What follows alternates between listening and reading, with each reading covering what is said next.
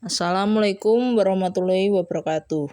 Perkenalkan, nama saya Dea Salsabila dan dua teman kelompok saya ada M. Ali Amrosi dan Afiq Quraini Ayu Saputri. Di sini kita akan memberikan tutorial tentang bagaimana hosting pada platform Jagoan Hosting. Untuk Jagoan Hosting ini kita bisa mengaksesnya langsung pada link jagoanhosting.com. Nah, di Jagoan Hosting sendiri itu ada banyak layanan yang ditawarkan untuk pembeli. Di sini ada layanan hosting dimulai dari untuk hosting yang murah, ini web hosting murah Indonesia, cocok untuk mahasiswa atau pelaku bisnis-bisnis kecil atau seperti UMKM. Juga ada cloud hosting mix match, ini bisa custom spesifikasinya sendiri. Ada juga yang dedicated hosting, di sini untuk yang memiliki traffic yang lumayan tinggi untuk webnya. Selain itu juga ada layanan tentang domain. Domain ini bervariasi sesuai dengan extension yang kita inginkan seperti .com,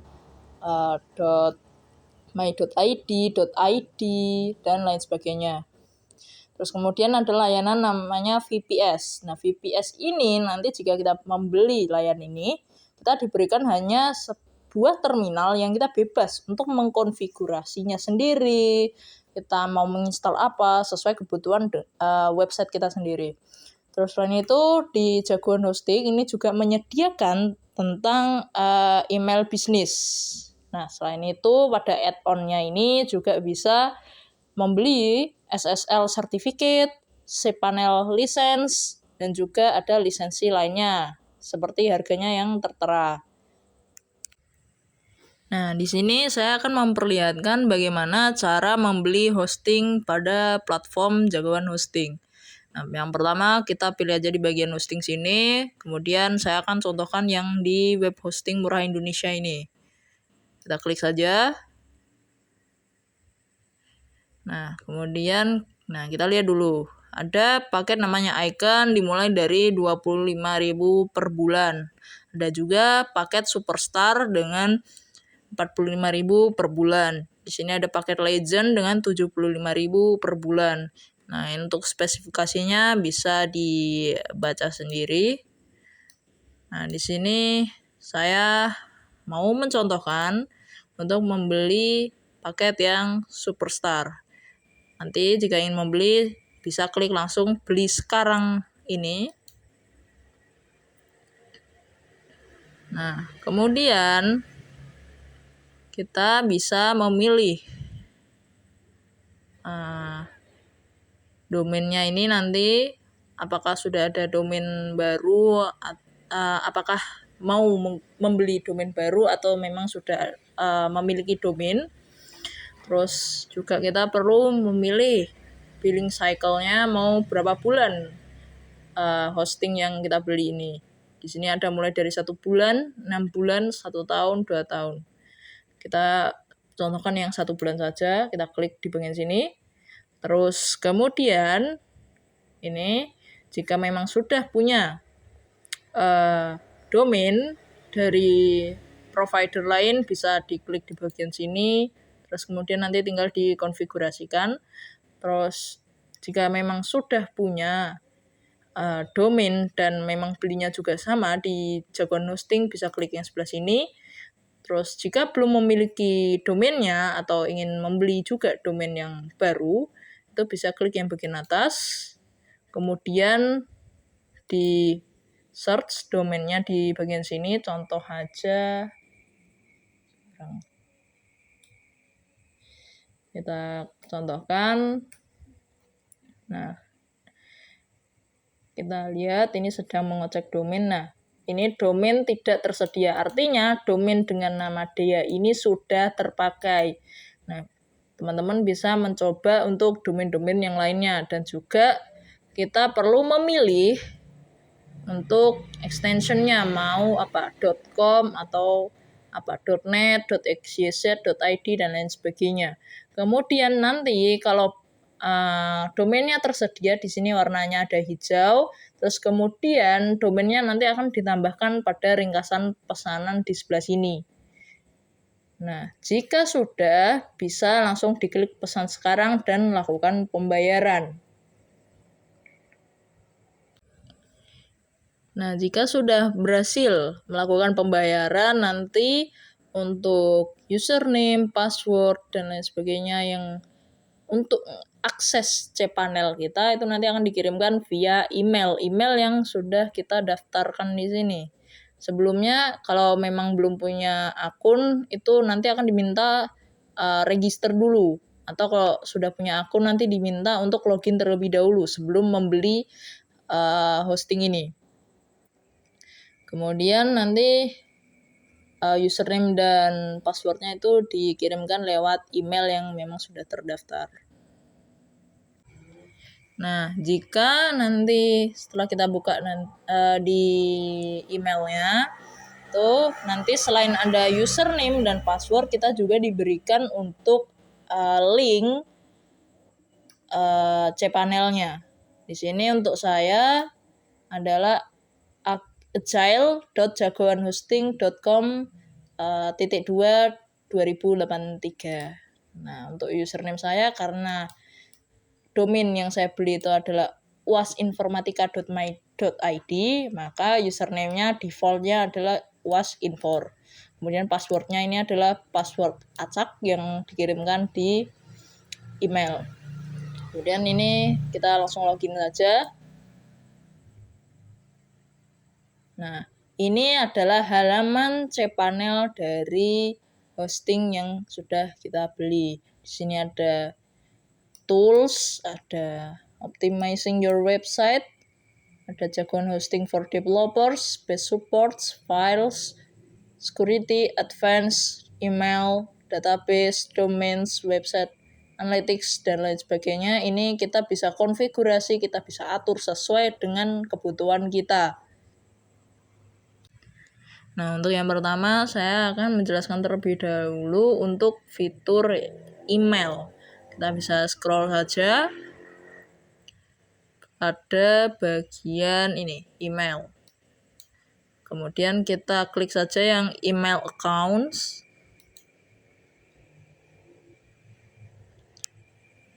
Nah, kita tambahkan lagi, kita buat yang baru untuk email accounts dari website ini.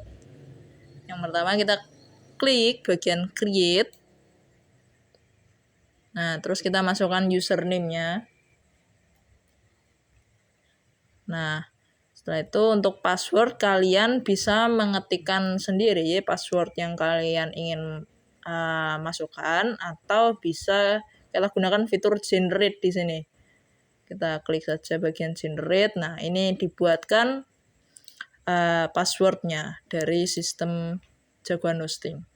Terus kalau sudah, kita langsung saja klik create. Nah, ini adalah email yang sudah kita buat tadi. Untuk restriction ini juga nanti bisa diatur apakah mau dibatasi atau tidak. Untuk penggunaan emailnya itu juga bisa diatur nanti. Selanjutnya kita akan coba upload file-file hasil kode kita yang sudah kita buat di lokal komputer sebelumnya. Nah, di sini saya punya codingan untuk website penilaian penilaian praktikum salah satu mata kuliah, tetapi memang masih setengah jadi atau belum full jadi. Kita langsung mulai saja. Kita klik di file manager. Nah, kemudian kita klik bagian folder public_html. Nah, jika sudah, kita upload file. Nah, yang diupload di sini adalah folder project codingan kita itu dalam bentuk zip. Jadi nanti kita ekstrak di hostingan ini langsung, di file manager ini langsung. Kita langsung upload saja. Kemudian kita bisa drop files di sini atau kita select. Jika sudah, kita klik di bagian ini yang sudah saya zip, nilai _ap.zip. Kemudian kita open. Nah, kita tunggu sampai prosesnya selesai.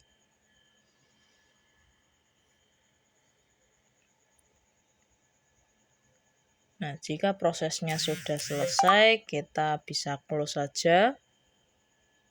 Nah, kemudian kita refresh atau kita klik saja kembali di bagian folder public_html. Nah, ini file yang kita upload tadi, file zip-nya sudah masuk ke sini, file manager. Kemudian kita harus mengekstraknya. Kita klik di bagian file ini. Kemudian kita ekstrak. Kita pergi bagian kanan atas ini, kemudian kita ekstrak. Ini langsung ekstrak file saja di sini karena kita ingin mengekstraknya di folder public_html. Nah, kemudian kita ekstrak. Nah, kalau begini itu sudah selesai. Kemudian kita close. Nah, setelah kita close, untuk membuat website yang kita buat ini bisa langsung tampil saat kita mengetikkan domainnya, yaitu wasinformatika.my.id, maka kita perlu memindahkan file yang ada di folder nilai AP ini ke luar atau langsung di public_html. Ini saya pindahkan terlebih dahulu. Cara untuk memindahkannya itu yang pertama adalah semua filenya ini kita drag atau kita blok. Kemudian kita klik di bagian move ini. Jika sudah, kita hapus bagian folder nilai AP-nya atau ya folder punya kalian. Kemudian kita hapus saja karena kita mau taruh semua file ini langsung di luarnya atau di folder public_html secara langsung. Jika sudah, kita langsung klik move files. Nah, filenya akan berpindah keluar. Nah, jika sudah, kita kembali lagi ke public_html. Nah, harusnya sudah ada di luar seperti ini. Nah, untuk folder nilai AP kita hapus saja karena tidak perlu, sudah kita delete, kemudian kita confirm saja. Nah, jika sudah, karena website saya ini berbasis PHP, maka diperlukan untuk memanage database dan tabel-tabel yang diperlukan di website ini. Nah, selanjutnya kita akan bahas untuk database-nya. Untuk manage database-nya, kita kembali lagi ke bagian yang ini, cPanel-nya ini. Kemudian kita cari di bagian database. Nah, ini. Sebelum kita masuk ke PHPMyAdmin, kita perlu membuat database. Nah, membuatnya itu di menu Manage My Database untuk di jagoan hosting ini. Kemudian kita klik saja. Nah, jika sudah muncul tampilan seperti ini, langkah pertama yang perlu kita lakukan adalah membuat database baru. Di sini saya buat database-nya, yaitu untuk ini default sesuai dengan username kita pada cPanel ini. Kemudian jika sudah, kita klik tombol create database. Nah, ini database berhasil ditambahkan wasinfor_penilaian_ap. Kemudian kita go back untuk kembali ke halaman sebelumnya. Nah, Setelah membuat database, kita perlu membuat namanya user untuk database-nya agar bisa terkoneksikan ke PHP MyAdmin, nanti datanya bisa masuk ke situ. Karena ini sekali lagi menggunakan PHP. Kita buat dulu username-nya. Di sini kita kasih nama Amrozi. Jadi ini tetap sama, yaitu default dari username cPanel-nya. Kemudian kita buat password-nya.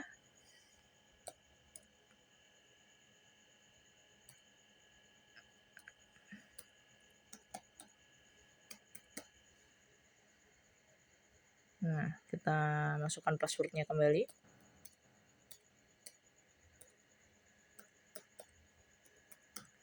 Nah, jika sudah, bisa kita klik create user. Nah, user berhasil dibuat. Kemudian kita kembali. Nah, jika sudah membuat new database dan user baru, kita perlu menambahkan user ini yang baru saja kita buat ke dalam database-nya. Kita perlu add user to database, yaitu ini wasinfor_amrozi, kemudian ke database wasinfor_penilaian_ap. Kita langsung klik add saja.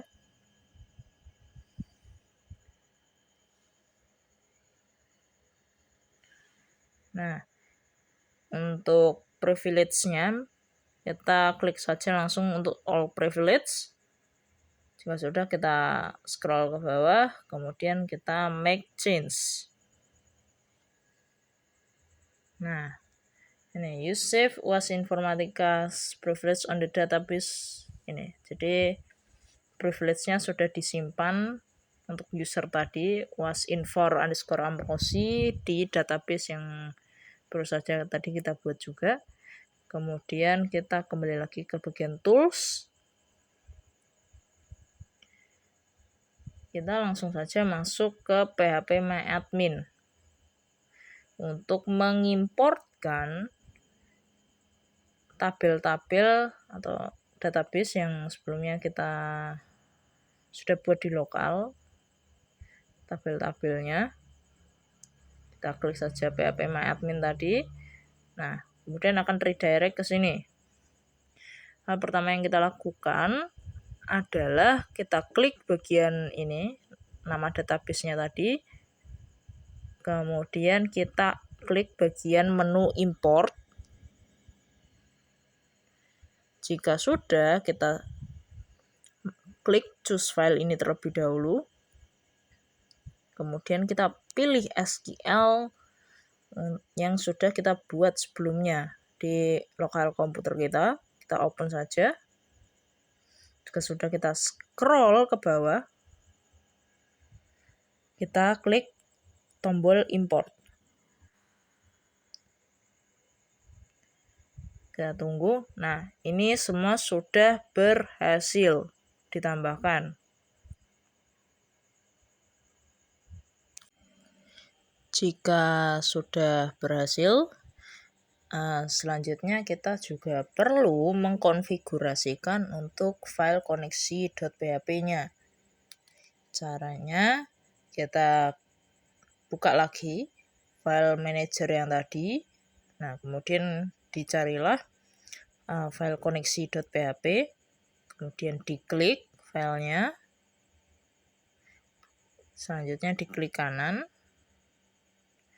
Kita klik di bagian menu edit untuk bisa mengedit langsung pada file manager.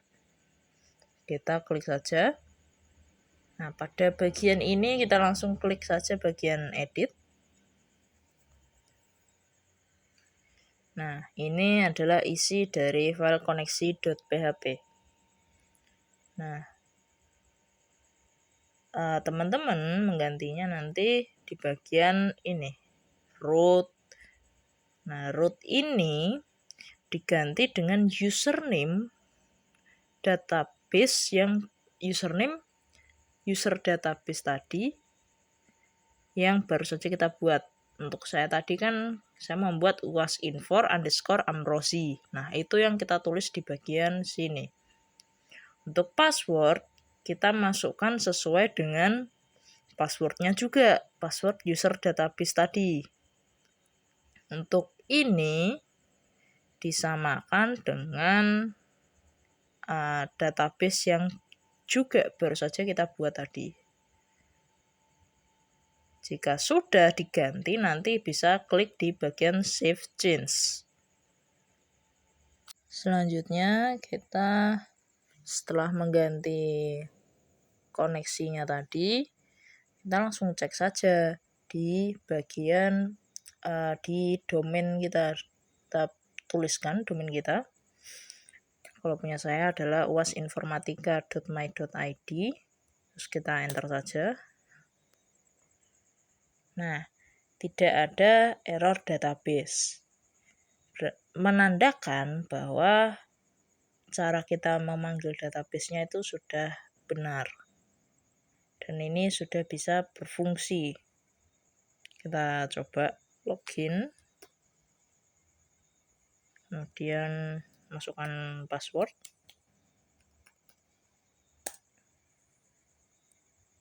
Nah, websitenya sudah bisa berfungsi dengan baik. Nah, selanjutnya kita masuk ke menu backup. Di sini menu backup fungsinya untuk membackup semua data-data yang kita upload di sini yang ada pada hosting kita. Itu kita perlu membackup karena mencegah mungkin sewaktu-waktu ada gangguan terhadap hosting kita ini atau hal-hal yang tidak diinginkan yang lainnya, kita perlu membuat backup. Caranya, kita klik di bagian download a full account backup.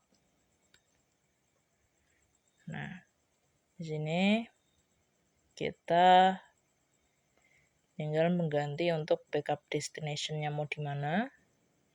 Kemudian ini email address-nya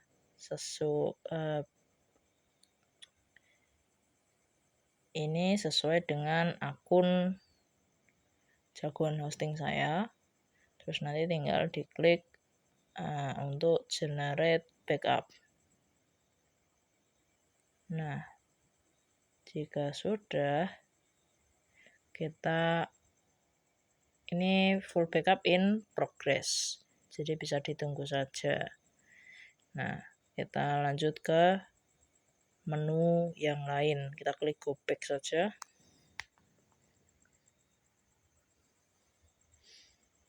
Nah, ini backupnya itu sudah ada di ini, nanti bisa diklik saja. Kemudian kita kembali ke menu tools. Kita akan menjelaskan satu menu terakhir, yaitu jika kita ingin membuat subdomain.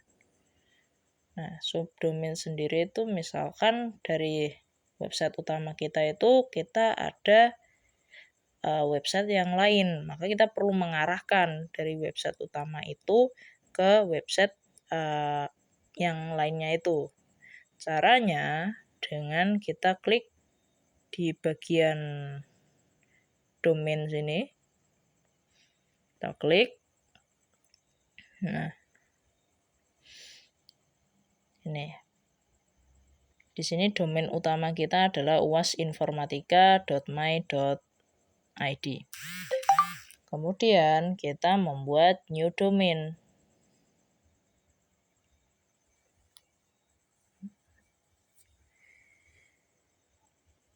Nah, di sini contoh saja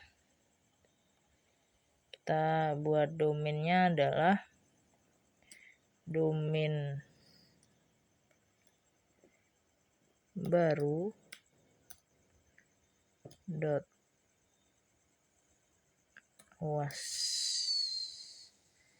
informatika.my.id.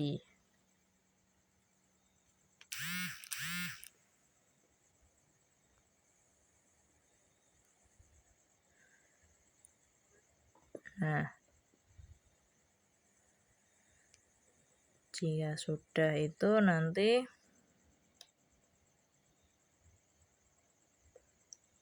kita perlu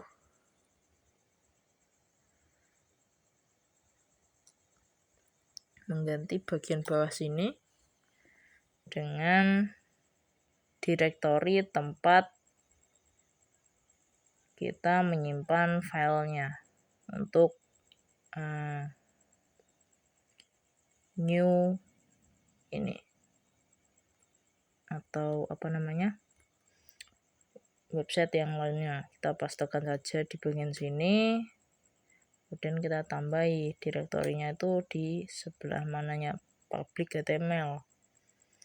Nah, caranya kita pergi lagi ke file manager, karena ini punya saya ini hanyalah satu website saja, tidak ada website lain-lainnya di dalam sini. Itu kita contohkan saja, kita buat folder baru namanya domain baru. Nah, kemudian kita create new folder di sini. Nah, di sini sudah ada. Kemudian kita kembali lagi ke bagian domains yang tadi ini. Nah, di bagian sini tinggal kita tambahkan saja slash, kemudian kita tambahkan untuk nama folder tadi yaitu domain baru. Nah, jika sudah, kita submit saja.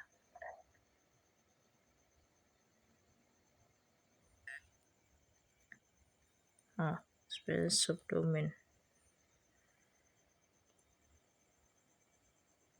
Nah, ini masih ada error, you must specify a subdomain.